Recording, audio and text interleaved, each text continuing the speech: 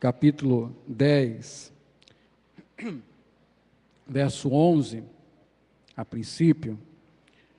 Hoje nós vamos falar sobre o terceiro ponto da fé cristã. Nesse mês de outubro estamos falando sobre os 5 pontos da fé cristã, ou os 5 pontos do calvinismo, ou antigas doutrinas da graça.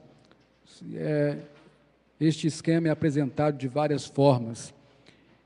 E hoje nós vamos falar do terceiro ponto da fé cristã, que sustenta a fé cristã, que é a expiação limitada. E hoje nós vamos, para aqueles que não sabem o que é, vão aprender, espero em Deus, e os que já sabem serão lembrados desse ponto tão importante e tão gracioso, que é o fato de Cristo ter morrido pelos eleitos. João 10, 11, diz assim: Eu sou o bom pastor dá a vida pelas ovelhas. Verso 14 agora e 15. Eu sou o bom pastor, conheço as minhas ovelhas, e elas me conhecem a mim, assim como o Pai me conhece a mim, e eu conheço o Pai, e dou a minha vida pelas ovelhas. Até aqui, nós falamos sobre o estado do homem, quando estudamos a doutrina da depravação total. Todo homem é pecador, e isso lhe torna incapaz de buscar a Deus, e também incapaz de ser salvo dos seus pecados, por si só, ou por quem quer que seja. Este homem está, no seu estado natural, determinado ao inferno, mas da multidão dos perdidos, nós vimos no segundo ponto, semana passada, Deus escolheu alguns. E é por isso que a salvação é possível para estes homens, porque eles foram escolhidos para serem salvos. Caso contrário, se Deus não os tivesse tirado do meio dos perdidos para ter misericórdia deles, todos seriam salvos, todos seriam perdidos. O eleito não é melhor do que ninguém, o eleito não está numa condição especial. Nós vimos que o eleito ele é tão depravado como qualquer outro homem. A diferença não está nele, mas está no propósito de Deus em querer salvá-lo, no propósito de Deus em querer tirá-lo. E isso nos humilha, isso nos faz gratos, isso faz com que o eleito seja consagrado ao Senhor. Hoje nós vamos ver o propósito de Deus na morte de Cristo. O que Deus realmente intentava quando enviou Cristo à cruz? Ou melhor, simplificando a pergunta, por quem Cristo morreu? Quem é o alvo da redenção? Por que pessoas Cristo morreu? Então é isso que nós vamos responder hoje. A doutrina da expiação limitada fala justamente sobre isso, da resposta a essa pergunta, por quem Cristo morreu. Antes de tratar do texto que nós lemos, eu preciso explicar para os irmãos, fazê-los lembrar do que é expiação. Eu sei que os irmãos já sabem, mas é sempre importante nós lembrarmos disso. Então, a expiação é a reparação da culpa, é consertar as coisas. No sistema sacrificial do Antigo Testamento, anualmente, os judeus compareciam diante de Deus através de um sumo sacerdote para oferecer sacrifício ao Senhor, a fim de terem seus pecados daquele ano perdoados. É isso que significa expiação, é reparar a culpa. No Antigo Testamento, essa reparação se fazia justamente com a morte de uma vítima, um sacrifício. No Antigo Testamento, a expiação era cruenta, ou seja, exigia-se a morte de um animal e o derramamento do seu sangue. Quando nós lemos Hebreus, por exemplo, Hebreus vai dizer que não há remissão de pecados sem que o sangue seja derramado. Então, quando você lê o Antigo Testamento, você vai ver constantemente a presença dos sacrifícios, animais mortos, sangue derramado e tudo mais. Era assim que era reparada a culpa. Isso é expiação. Duas coisas são importantes nós sabermos a respeito da expiação conforme está na Bíblia. Tem dois elementos importantes, duas características que não podem ser esquecidas.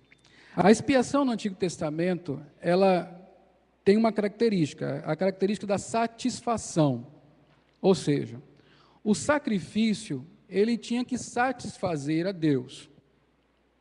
É por isso que você encontra no Antigo Testamento as especificações do sacrifício. Não poderia ser qualquer animal, tinha os animais próprios para isso. Ou uma novilha, um boi, geralmente e mais frequentemente era um cordeiro. Quando a pessoa era muito pobre, uma pombinha e tudo mais. Os animais eram específicos, o tempo para se fazer era específico, a pessoa para oferecer era muito específico. Por quê? Porque se alguma dessas coisas fosse negligenciada, simplesmente o sacrifício não era aceito e o pecado não era perdoado. Então, o sacrifício tinha que satisfazer a Deus. Tinha que haver a satisfação. Uma outra coisa que é importante é que o sistema de expiação, ele precisa contemplar a substituição. O que é isso? O pecador, ele não ia ser sacrificado. Você não encontra na Bíblia Deus pedindo sacrifício humano. Lógico que não. Deus abomina isso. Agora, no lugar do pecador, alguém tinha que morrer. No Antigo Testamento, quem morria? Um cordeiro, uma vaca, um boi, uma pomba e assim por diante. Ou seja, o sacrifício era feito em lugar de alguém. Alguém estava sendo substituído. Numa das mais comuns formas de sacrifício, se trazia 2 bodes, colocava-se a mão sobre um, e esse era despedido, e o outro morria.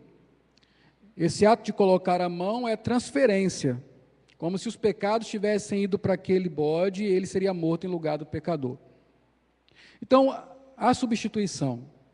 Agora, uma coisa que é importante nós sabermos, lá no Antigo Testamento, é que os sacrifícios dessa forma, eles eram ineficazes.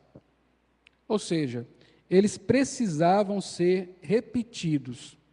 Anualmente, era necessário que novos sacrifícios fossem feitos. É como que, dizendo que o sacrifício feito tinha um prazo de validade. Ele só servia para os pecados daquele ano. No próximo ano, você teria que pagar tudo de novo. É mais ou menos igual ao aluguel. O aluguel você paga, mas já está devendo. Não é assim? Então, quando o judeu chegava lá para levar o seu sacrifício, ele dava o sacrifício pelos pecados do ano que passou, mas já começava a dever, porque já se começava um outro ano, e ele era um pecador, então ele estava sempre devendo, e sempre ele precisava ir, inclusive aquele que oferecia o sacrifício, que era o sumo sacerdote, precisava estar lá para pedir perdão e oferecer sacrifício em prol do seu próprio pecado. É isso que é expiação, reparação da culpa, e na Bíblia ela tem todo um esquema, como eu mostrei para os irmãos. Mas aí, nós não estamos no Antigo Testamento, nós não fazemos parte daquele sistema sacrificial, nós hoje estamos em um outro tempo, o tempo do Novo Testamento, e nós temos uma outra forma de sacrifício, que foi o sacrifício feito em Jesus Cristo na cruz do Calvário, por Jesus Cristo na cruz do Calvário. E aí eu quero só mostrar para os irmãos como Cristo, ele atualiza e cumpre plenamente tudo o que acontecia no Antigo Testamento de uma vez por todas. Como é que é a expiação de Jesus Cristo? Primeira coisa que nós precisamos saber, Jesus Cristo sofreu o castigo. Ou seja, Jesus Cristo, ele foi punido pelo pecado. Abra comigo sua Bíblia. João 1, 29. Em João 1, 29, Jesus vai ser identificado como o Cordeiro de Deus. Como eu falei, o animal mais comum a ser sacrificado era justamente o cordeiro.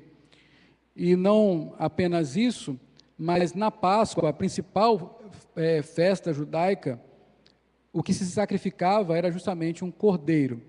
E Jesus Cristo, ele é identificado como esse cordeiro. João 29 diz assim, vamos ler? No dia seguinte, vamos ler juntos? No dia seguinte, viu João a Jesus, que vinha para ele, e disse: Eis o Cordeiro de Deus, que tira o pecado do mundo. Se você fosse um judeu, você entenderia muito bem porque João falou isso. Você que já tem familiaridade com a Bíblia, você consegue compreender. O que João estava dizendo? Nós oferecemos ou nós sacrificamos cordeiros anualmente, mas aí está o Cordeiro de Deus, que tira o pecado do mundo. Cristo é esse Cordeiro que foi sacrificado pelos pecados das pessoas. Ele é o animal, vamos dizer assim, sacrificial. Ele é a oferta de Deus pelo pecado. Agora abra Isaías 53, 4 a 5. Isaías 53, de 4 a 5.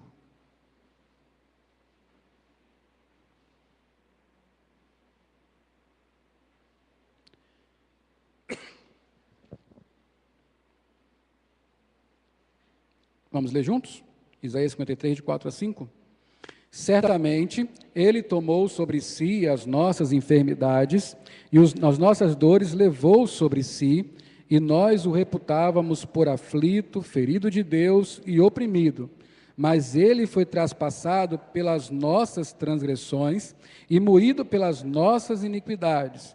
O castigo que nos traz a paz estava sobre Ele, e pelas suas pisaduras fomos sarados. Mais uma vez aqui, você vai ver que Cristo, ele foi castigado. Ele foi aquele que foi sacrificado pelo pecado. Ele toma sobre si o castigo, ele toma sobre si as dores, ele toma sobre si as feridas. Tudo aquilo que era destinado ao pecador, é Cristo quem sofre. Ele paga por isso, ele é castigado. Assim como aquele animal no Antigo Testamento era punido, era morto, ele era derramado o seu sangue em favor do que o oferecia. Neste caso, quem oferece Cristo como sacrifício, não sou eu, nem você, nem ninguém antes, mas o próprio Deus. Ele é o Cordeiro de Deus, que é morto por nós. Eu falei para vocês que o sacrifício no Antigo Testamento, ele tinha que ser satisfatório, ele tinha que trazer satisfação, ele tinha que satisfazer completamente a Deus. Logicamente, se de ano em ano tinha que ser repetido, esse sacrifício do Antigo Testamento não satisfazia. Se satisfizesse, ele seria feito uma vez só. Mas Cristo satisfez a Deus completamente. Diferente do Antigo Testamento, ele foi, de uma vez por todas, o sacrifício que satisfez, pagou o preço completo pelos pecados, de forma que ele não precisa ser repetido, e nem nós, os que estamos em Cristo, precisamos fazer sacrifícios a fim de termos nossos pecados perdoados. Abra sua Bíblia em Hebreus, capítulo 10, verso de 10 a 13. Hebreus 10, de 10 a 13. Você vai ver que o sacrifício de Cristo é suficiente. Nenhum outro mais é necessário. Ninguém mais precisa morrer, nem animal, nem gente, porque Cristo satisfez completamente as exigências de Deus. Veja o que aqui diz aí. Preste atenção. Hebreus 10, de 10 a 13. Nessa vontade é que temos sido santificados, mediante a oferta do corpo de Jesus Cristo, uma vez por todas.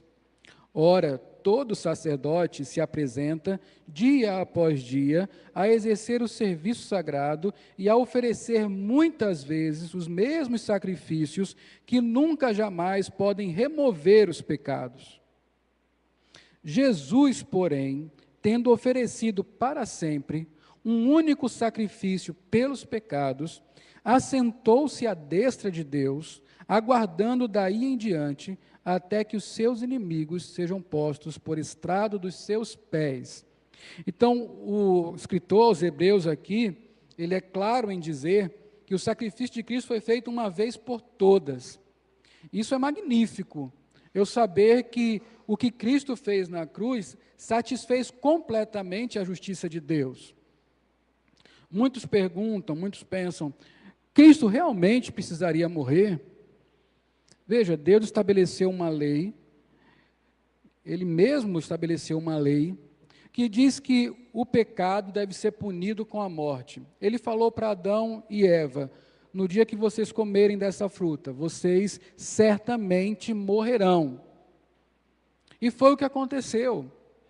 Adão e Eva desobedeceram e morreram. Morreram, experimentaram a morte física e, principalmente, e o pior de tudo, eles foram condenados à morte espiritual. Deus não poderia, por ser justo, revogar a sua própria lei. E Deus também não pode anistiar pecadores. Então, o que Deus fez?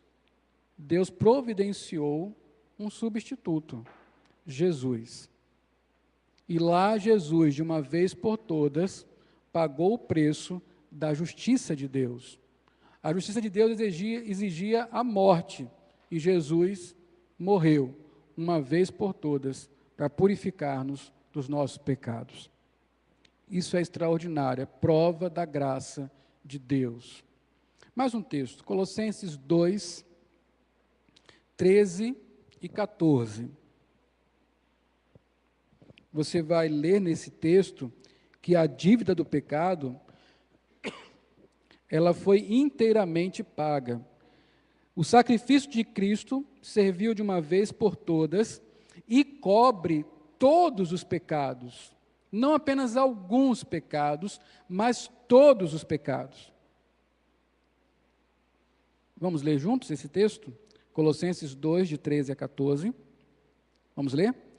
E a vós outros, que estáveis mortos pelas vossas transgressões e pela incircuncisão da vossa carne, vos deu vida juntamente com ele, perdoando todos os nossos delitos, tendo cancelado o escrito de dívida, que era contra nós e que constava de ordenanças, o qual nos era prejudicial, removeu-o inteiramente, encravando na cruz. Veja quantas vezes se fala aqui de inteiramente, completamente, perdoando todos os pecados.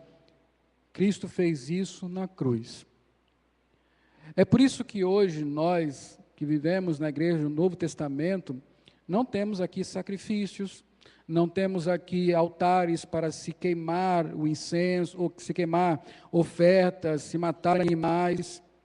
Nenhum sacrifício mais é exigido. Na verdade, qualquer sacrifício que se faça hoje, com o objetivo de se ter bênçãos, de se ter perdão dos pecados, de se ter algum benefício de Deus, qualquer um sacrifício que se faça hoje é ofensivo a Deus, porque o único sacrifício perfeito e agradável a Deus foi o sacrifício do seu próprio Filho. E aí é muito triste quando nós vemos um outro evangelho ser pregado, que coloca as pessoas escravizadas em um novo sistema de sacrifícios, em um novo sistema parecido com o do Antigo Testamento, onde para cada novo passo no crescimento de vida cristã, é necessário um novo sacrifício, é necessário uma nova oferta, é necessário uma nova privação, é necessário... Isso é antibíblico, isso ofende a Deus. Porque quando Deus deu o seu Filho, quando Ele entregou o seu Cordeiro Pascal, Ele fez para que nunca mais ninguém precisasse sacrificar novamente. Na verdade, nós temos até uma figura hoje bem esquisita na igreja, né? O altar. Na igreja reformada, a igreja bíblica, não existe altar. Altar é o lugar do sacrifício. Nós não temos mais lugar de sacrifício. Não existe altar, não existe ninguém que sirva no altar numa condição especial, não existe um ungido especial.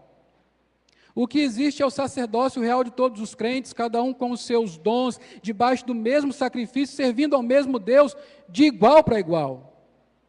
Ainda que haja diferença na autoridade, não há diferença na qualidade do cristão, na qualidade da fé, na qualidade do homem que está na igreja. Não existe nada especial na igreja senão Cristo, senão aquele que morreu, aquele que foi entregue na cruz em favor da igreja. Então, fica muito claro para nós como tudo aquilo que acontecia no Antigo Testamento apontava para uma nova realidade, que era Cristo. Na verdade, quando Deus entregou um sistema sacrificial lá no Antigo Testamento, era para que aqueles irmãos, eles vislumbrassem Cristo. Assim como nós hoje olhamos para trás e vemos a cruz e cremos por causa disso, aqueles irmãos, quando sacrificavam, eles tinham que olhar além daquilo e contemplar a promessa do Messias, que viria para morrer e morrer por eles. E assim eles poderiam colocar a sua fé em Cristo e ser salvos. Mas isso é o que é expiação. E essa foi a expiação que Cristo fez por nós. Ele sofreu o castigo, sem precisar sofrer, porque ele não era um pecador, ele morreu em nosso lugar. Cristo, ele pagou completamente, ele fez satisfação da dívida. E falta uma coisa a mais nós sabemos, que Cristo substituiu pecadores. Bom, nós sabemos que Cristo não era um pecador. Ele era homem como nós, com uma única diferença: ele jamais pecou. Então ele não merecia morrer. Jesus não poderia morrer por causa dele mesmo, ele não tinha pecado, mas ele morreu. Jesus cumpriu a lei completamente, e além de cumprir a lei, ele sofreu a punição da lei, ou seja, ele foi castigado sem merecer. E por que ele fez isso? Por que ele morreu? Ele morreu para substituir aqueles que eram os verdadeiros pecadores, ou seja, eu e você. Nós já lemos aqui Isaías 53, e os versos 4 e 5 dizem justamente isso. Ele tomou sobre si as nossas enfermidades, levou sobre si, e nós estávamos aflitos, ferido de Deus, oprimido, mas ele foi traspassado pelas nossas transgressões, moídos pelas nossas iniquidades, o castigo que nos traz a paz estava sobre ele, por suas pisaduras fomos sarados. Muito objetivamente, o profeta coloca: Cristo morreu não por causa dele, mas em substituição aos pecadores. Cristo nos substitui na cruz do Calvário. Quando você olha para a cruz, você deve entender que quem deveria estar lá era você e eu, não Cristo. Essa é uma realidade que foge das nossas vistas. A substituição. Cristo voluntariamente se pôs em nosso lugar. Tudo que era dele passou a ser nosso, e tudo que era nosso passou a ser dele. Veja, você é herdeiro de um reino, porque você é um crente em Jesus Cristo. Mas de quem é esse reino? Dele. Você, hoje, é considerado justo diante de Deus.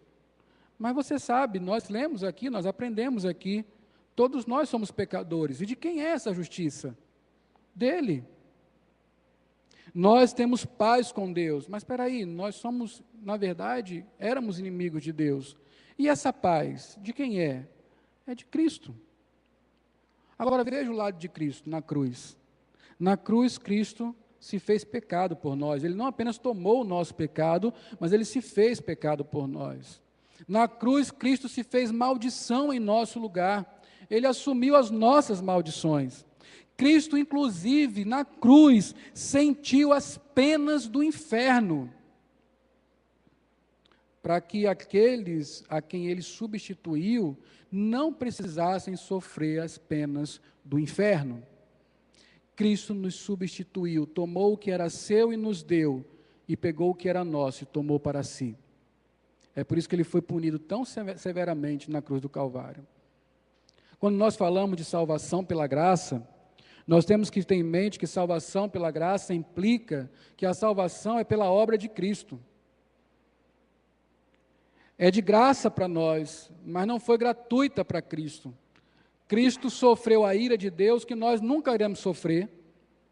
Cristo foi abandonado por Deus, coisa que nunca nós seremos. Cristo não teve graça para ele se encontrou com o Deus plenamente irado. E é por isso que Cristo fala, Deus meu, porque o Senhor me desamparou. Eu e você não iremos passar por isso, por causa da graça de Deus e da obra de Cristo na cruz do Calvário. Isso é substituição. Mas aí, nós precisamos desenvolver isso da seguinte maneira. Por quem foi que Cristo substituiu? Será que Cristo substituiu todos os homens? Ou ele substituiu alguns homens especificamente, algumas pessoas especificamente? Por quem Cristo morreu? Essa é a pergunta que nós temos que responder, e aí eu quero que você volte para João no capítulo 10, versos 11, 14 e 15.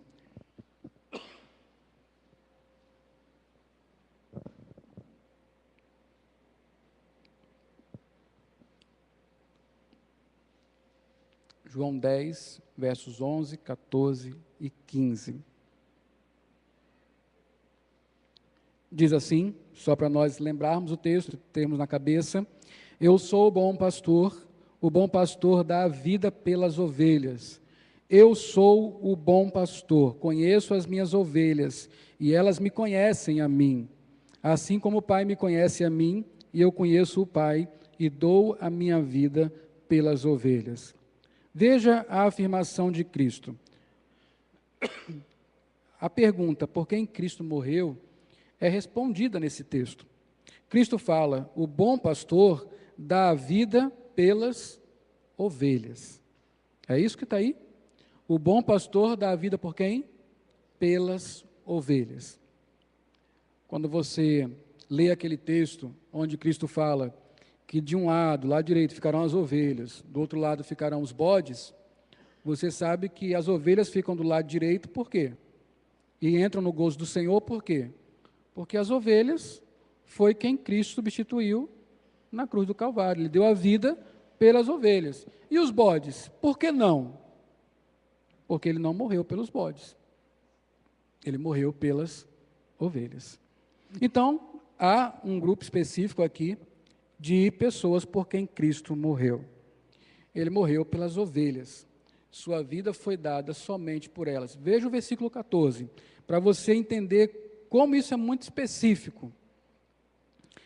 No versículo 14, ele ainda torna mais claro a que ovelhas ele está se referindo. O verso 14 diz assim, conheço as minhas ovelhas, e elas me conhecem, e dou a vida pelas ovelhas. Então, para não ter dúvida a respeito de por quem Cristo morreu, ele diz, eu dou a vida por minhas ovelhas, eu dou a vida pelas ovelhas, eu conheço as minhas ovelhas. Veja, Cristo não morreu por todo mundo. Cristo morreu pelas suas ovelhas. Vamos ver alguns textos aí que fazem com que nós olhemos ainda mais claramente essa realidade. Uma vez que Cristo morreu só pelos eleitos, só os eleitos serão salvos. Essa é a primeira coisa que nós vamos tirar desse texto. Porque, meus irmãos, o que salva é o fato de Cristo ter morrido por alguém. É uma questão de dívida. Só pode estar livre da dívida quem pagou a dívida, ou se essa dívida foi paga por alguém. Nós lemos em Colossenses, ele pagou tudo. Então, só pode ser salvo quem tem a sua dívida paga. Quem não tem é condenado. Por quem Cristo morreu? Por suas ovelhas. Suas ovelhas são os eleitos de Deus. É por eles que ele morreu, foi por ele que ele pagou, por eles que ele pagou o preço. E é por isso que eles são salvos. Você e eu somos salvos não é por causa da fé, não é por causa do bem que fazemos, qualquer coisa assim, mas é pelo fato de Cristo ter morrido por você, de Ele ter lhe substituído na cruz do Calvário, de Ele ter pago o preço da sua dívida diante de Deus. É por isso que você é salvo. Outra coisa, só os eleitos crerão no sacrifício de Jesus, porque nós sabemos que a causa da salvação é a graça de Deus, mas o meio é a fé. O meio natural, o meio ordinário para alguém ser salvo é a fé. A Bíblia exige que ordinariamente nós creiamos em Cristo para sermos salvos. Quem não crê está condenado. Mas essa não é a causa, é o meio, salvos pela graça mediante fé. Então, como é que o eleito é salvo? Ele vai ser salvo porque crê no sacrifício de Cristo. E somente aquele por quem Cristo morreu é quem vai crer. Você quer ver isso na Bíblia? Abra aí, João 3, 16 e 18. Vamos caminhar nesse argumento. João 3, 16 e 18. A 18, né? João 3,16, você conhece muito bem. É o texto preferido dos evangelistas. Né?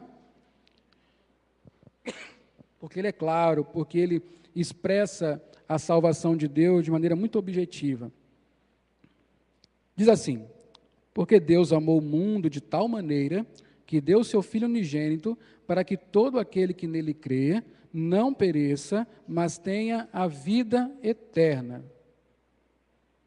Quem é que não vai perecer? Olha aí para o texto. Quem é que não vai perecer? Só aquele que nele crê. Né? Não pereça, mas tenha a vida eterna. Veja o verso 17. Porquanto Deus enviou seu Filho ao mundo, não para que julgasse o mundo, mas para que o mundo fosse salvo por ele. Quando quem nele crê não é julgado, e o que não crê já está julgado, porquanto não crê no nome do unigênito Filho de Deus. Então você olha esse texto, e esse texto, Deus amou o mundo, começa assim, né? Deus amou o mundo de tal maneira. O verso 17 fala, ele não mandou o seu Filho para julgar o mundo, mas para que o mundo fosse salvo por ele. E você pode pensar assim, então, isso é bem generalizado, é o mundo que vai ser salvo. Mas no mesmo texto você vê que há uma distinção entre os que creem e os que não creem. Deus amou o mundo de tal maneira que deu o seu Filho para que quem crê não pereça, tenha a vida eterna. Da mesma forma diz, o mundo não vai ser julgado, vai ser salvo. Mas quem crê será salvo e quem não crê já está condenado, vai ser julgado, porquanto não crê no nome do unigênito Filho de Deus. Quem nele crê não é julgado. Então você percebe que ainda que haja aí um mundo, há distinção entre quem crê e quem não crê. E eu preciso explicar para os irmãos que, como é um texto escrito para judeus, e o judeu pensava que a salvação era só para judeu, o que João quer dizer quando fala mundo, é que Deus tem uma salvação que não é apenas étnica, ou seja, não é só para um povo, mas Deus, quando quis salvar, salvou o mundo de uma forma, na extensão, né? Não na sua especificação, cada membro do mundo. Na verdade, ele está dizendo que o mundo, não apenas os judeus, pode ser salvo por Cristo. Outro texto, Atos 13, 48. Porque nós estamos aqui vendo que a fé é exigida para a salvação. Mas veja que interessante esse texto. Nós vamos ver quem é que pode crer nesse texto. Atos 13, 48.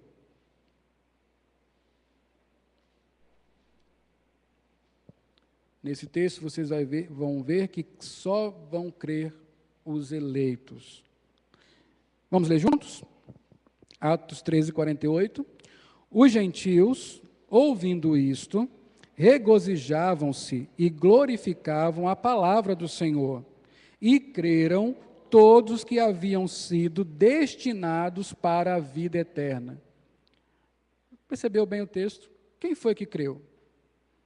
os que antes tinham sido destinados para a vida eterna. Nesse texto nós aprendemos que a salvação não é consequência da fé, mas é justamente o contrário. O fato de sermos destinados para a salvação tem como consequência a fé que nos será dada para que possamos crer no sacrifício de Cristo Jesus. A salvação é pela graça, mediante a fé. Isto não vem de vós, é um dom de Deus. É por isso que os eleitos creem, porque a eles é dado fé para receber o sacrifício de Cristo, porque por eles Cristo morreu. Agora vamos ver do outro lado. João 10, 24 e 26.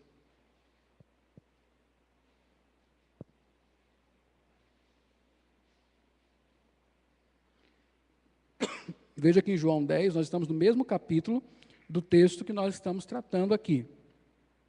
João 10, 24 e 26.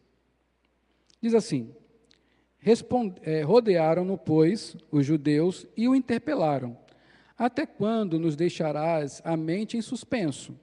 Se és tu o Cristo, dize-o francamente. Respondeu-lhes Jesus: já vo-lo disse, e não credes. As obras que eu faço em nome do meu Pai, testificam a meu respeito. Vamos ler juntos? Mas vós não credes, porque não sois das minhas ovelhas.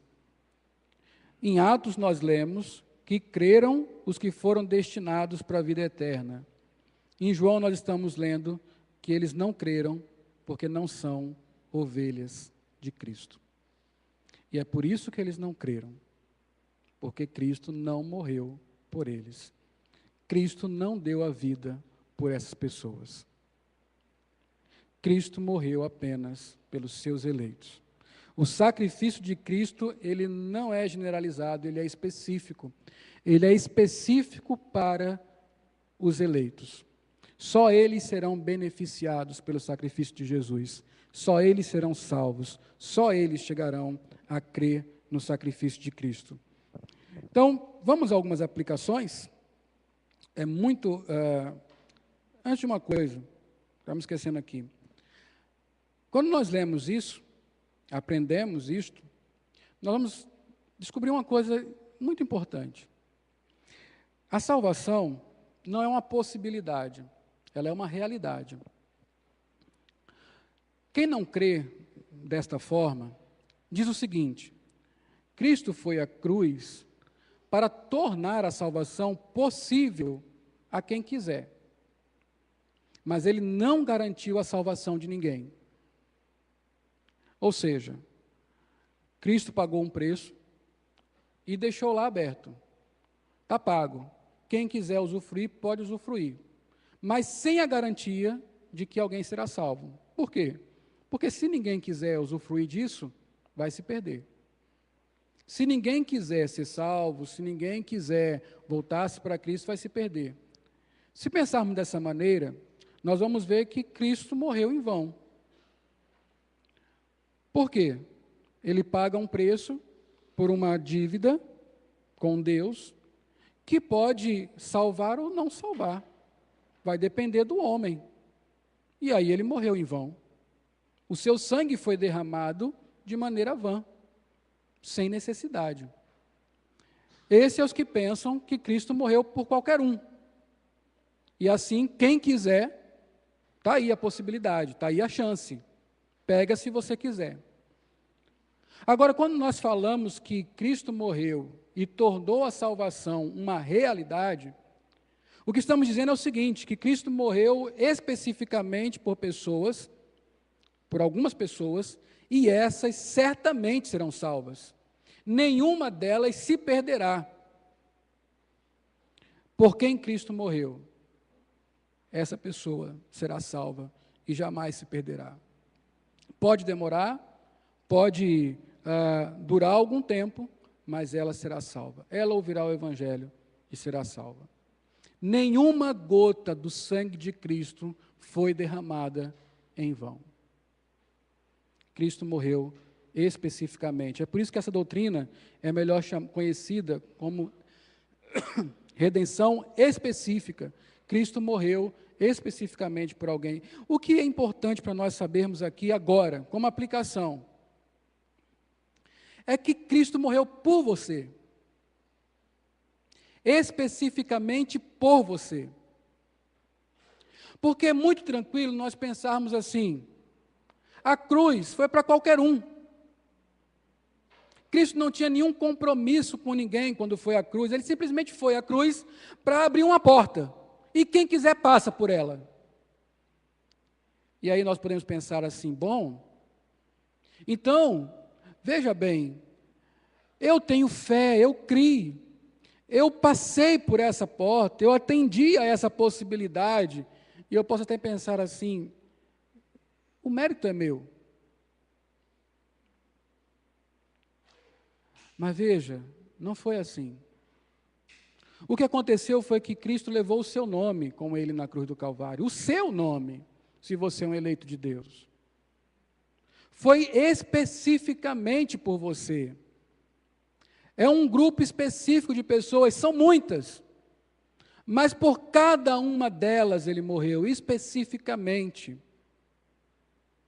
Lá estava o meu nome, lá estava o seu pecado, o pecado de cada um dos eleitos. Você imagine no planejamento, imagine isso, não está na Bíblia, é só uma forma de ilustrar, você imagine lá na Trindade, pai e filho conversando. E o pai fala, todos estão perdidos, mas eu escolhi alguns para serem salvos. Então o filho fala, mas como eles serão salvos? O pai fala, um justo precisa morrer por eles. E o filho, muito espontaneamente, diz, eu vou morrer por eles, vou morrer no lugar deles. E o pai traz uma lista para eles, são esses aqui. Tem a Laule aqui. A Laule não é dos melhores homens que existem na terra. Tem esses e esses pecados, tem essas e essas dificuldades, nem sempre é constante, é infiel às vezes, e Cristo fala, tudo bem, eu morro por ele também. Traz outro nome, o seu, e ele fala de todos os seus pecados, ele fala de toda a sua vida como é que ia ser. Você vai ter que morrer por esta pessoa. E Cristo fala, tudo bem, eu vou morrer por ele. Ele vai trazendo os nomes dos eleitos. Cada um. Nenhum melhor do que o outro. Todos pecadores. E Cristo vai dizendo, tudo bem, é minha ovelha, eu vou morrer por eles. Meus irmãos, pensar e olhar para uma salvação específica, por uma morte substitutiva específica, nos compromete muito mais. Nos faz saber que Cristo não foi à cruz por qualquer um, ele foi à cruz especificamente por mim, especificamente por você. E aqui vem as aplicações. Primeira aplicação. Sinta-se responsável. Sinta-se responsável pela cruz. A culpa não foi de Cristo, nem a culpa foi do mundo todo. Cristo não morreu pela culpa do mundo todo. Cristo morreu também pela sua culpa, especificamente, pelo seu pecado, pelo meu pecado. Pecados que eu continuo a cometer, não apenas os do passado, mas os de agora também. Cristo morreu pelos meus pecados todos. Do passado e do futuro. Eu tenho que me sentir responsável por isso. Eu tenho que olhar para a cruz com mais zelo, com mais carinho. Eu tenho que olhar para a cruz com maior constrangimento. Este é o grande símbolo do cristianismo, a cruz. A cruz da vergonha, a cruz da dor, como diz o hino, a rude cruz. Mas como eu amo a mensagem da cruz. Porque a mensagem da cruz diz que todas as minhas culpas, foram pagas lá por Cristo Jesus. Sinta-se responsável. Não olhe para a cruz como se fosse uma obrigação de Deus. Olhe para a cruz como sendo a sua responsabilidade, o fato de Cristo ter que ir lá em nosso lugar. Foi por você, foi por mim, especificamente, não generalizadamente. Veja esse texto, 2 aos Coríntios 5, 14 a 15. Diz assim: pois o amor de Cristo nos constrange, julgando nós isto, um morreu por todos, logo todos morreram. E ele morreu por todos, para que os que vivem não vivam mais para si mesmos, mas para aquele que por eles morreu e ressuscitou. E aí nós vemos o objetivo da morte de Cristo por você e por mim, para que eu não viva mais por mim, mas viva por Cristo. Isso é sentir-se responsável, abrir mão da minha vida para viver a vida de Cristo. Você, como um eleito, alvo específico da morte de Cristo na cruz do Calvário, você tem vivido para Cristo? Se Cristo morreu por você, você tem vivido por Cristo? Ou você tem vivido por Cristo e por outras coisas, e Cristo nem é a prioridade na sua vida? Os sonhos estão na frente, o trabalho está na frente, as realizações estão na frente, o conforto está na frente, as amizades estão na frente, o reconhecimento está na frente. Eu vivo em busca dessas coisas, é para isso que eu vivo. Mas Cristo morreu por mim, para que eu vivesse para Ele. Para que eu largasse tudo, negasse a mim mesmo e seguisse a Cristo. Para que eu mesmo tomasse a minha cruz e seguisse a Cristo. E essa é a grande prova esta é a evidência de que Cristo morreu por alguém. Quando esse alguém abre mão de tudo para viver para Cristo. Porque foi por isso que Cristo morreu pelos eleitos. Para que eles vivam para Cristo. Seja grato. Cristo não morreu por qualquer um. Ele morreu por você especificamente. Seja grato. A murmuração é algo que provoca a ira de Deus.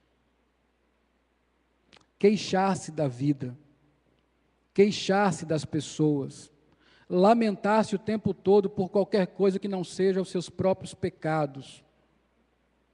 Como alguém pode queixar-se sabendo que Cristo morreu por ele? Como alguém pode queixar-se sabendo que o pecado foi perdoado e ele está caminhando para a vida eterna? Como alguém pode reclamar da vida? Jeremias fala, de que se queixa o homem, queixe-se cada um só e somente dos seus próprios pecados, porque isso sim é ruim. Foi isso que levou Cristo à cruz, os meus pecados. Eu deveria lamentar por ser um pecador, mas eu me queixo de tudo na vida. Eu tenho a petulância de entrar no templo do Senhor com a cara amarrada, não cantar, não ler a Bíblia, ouvir o sermão com a cara amarrada, porque eu estou triste com a vida. E me esqueço que Cristo morreu por mim. Não há o que justifique a sua queixa. Não há o que justifique a sua cara amarrada. Não há o que justifique o fato de você não querer louvar a Deus. Cristo morreu especificamente por você. Isso deveria nos fazer acordar aos domingos com um coração sem controle de alegria. Isso nos deveria fazer vir à igreja e ansiar por esse dia como a coisa maior do mundo. Porque aqui é o lugar onde nós, juntos com outros remidos, louvamos ao Senhor. Mas nós temos até a queixa de dizer que a igreja é chata, o culto é chato, não sei o que lá é chato. Meus irmãos, Cristo morreu por você. Louve a Deus, seja grato. Foi por você. Uma vez que Cristo morreu por você, louve a Deus. Louve a Deus. Não louve a Deus pelas circunstâncias. Não louve a Deus quando a vida está confortável. Não louve a Deus somente quando você está bem de saúde, bem financeiramente, bem em qualquer aspecto da vida. Louve a Deus pela cruz. Louve a Deus pelo sangue derramado. Meus irmãos, o diabo, ele pode tocar as nossas finanças, o diabo pode tocar a nossa saúde, o diabo pode tocar a nossa família, o diabo pode tocar tudo na nossa vida. Ele só não pode tocar uma realidade, o fato de que Cristo morreu por nós. Ele só não pode tirar de nós uma coisa, a vida eterna, porque quem conquistou a vida eterna foi Cristo. Ele não pode roubar a esperança, ele não pode roubar a fé, ele não pode tocar a nossa alma. Por quê? Porque Cristo venceu na cruz. Ele venceu por mim, ele venceu por você especificamente. Então não louve a Deus só quando as circunstâncias são favoráveis para você.